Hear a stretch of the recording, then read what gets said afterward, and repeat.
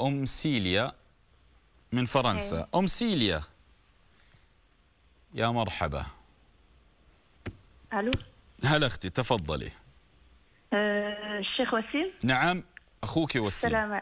السلام عليكم. وعليك السلام والرحمه. والله مو مصدقين ان اتكلم معك. لا انا اتشرف فيك اختي، امريني.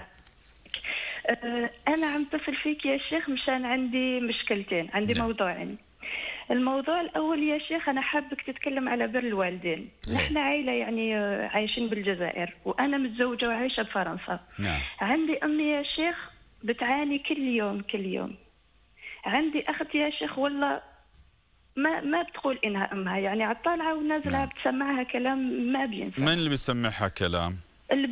البنت يا شيخ. ما بتسمع الاب والام كلام، والاخوه كل شيء، يعني ما اذا في فرح بالبيت بترجعوا نكد، واذا شافت امها بالصبح يعني كانها عدو في البيت عايش معها. وامي مسكينه كل يوم يعني بتبكي، ونحن عايشين بالمهجر وبنسمع اشياء مثل هيك وما بنقدر نعمل شيء.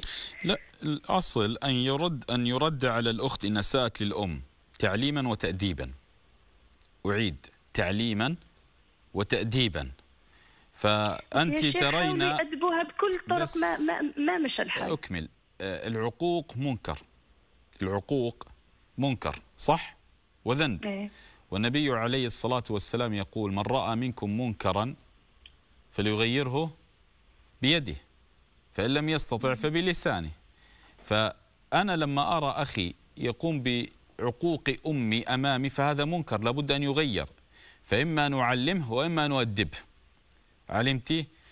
أو أن أقف مع فإن كان يأبى يعني لا تعليما ولا تأديبا أكن في صف الأم، أحجب أمي عن الرد وأرد أنا عنها، لتشعر الوالدة أن ابني ينصرني، لكن دون وقوع ضغينة بين الأبناء. يعني لا يعقل أن أنصر أمي وأقطع أخي، بل أنا قطيعتي لأخي سيزداد عقوقا. صح ولا لا؟ ايه صح. قطيعتي لأخي سيزداد عقوقا، يقول يلا قطعتوني ما أريد العيلة، فيزداد سوءا. فلهذا الأصل العاقل إذا كان ابتلي بأخ أو بأخت عاقة يعلم ويؤدب، ويكن بصف الوالدة والأب، إلا إن كان في ظلم يكن بصف الوالد والوالدة برا، وبصف أخيه نصرا. علمت اختي؟ في الموضوع يعني بالمختصر سددي وقاربي، لا تقطعي الأخ أو الأخت، ولا تقعين ولا تسكتين عن منكر العقوق. علمتي؟ إيه، بس الأخت يا شيخ ما بتكلم حدا من العائلة، ما بتكلم الأخوة ولا الأخوات.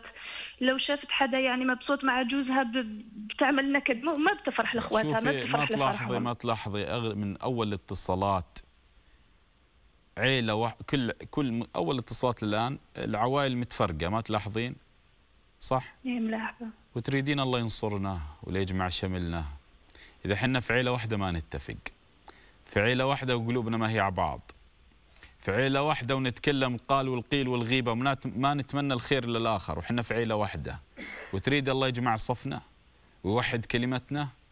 حنا في عيله واحده وننهش بعضنا وننتقص من بعضنا، وحنا في عيله واحده. اخ يتكلم عن اخيه الذي خرج من نفس الرحم، واخت تسب امها التي رعتها وربتها، ثم نقول لماذا الوطن العربي مشتت؟ نحن لم نتحد بعائلة، تريدون أن تتحدون بأوطان.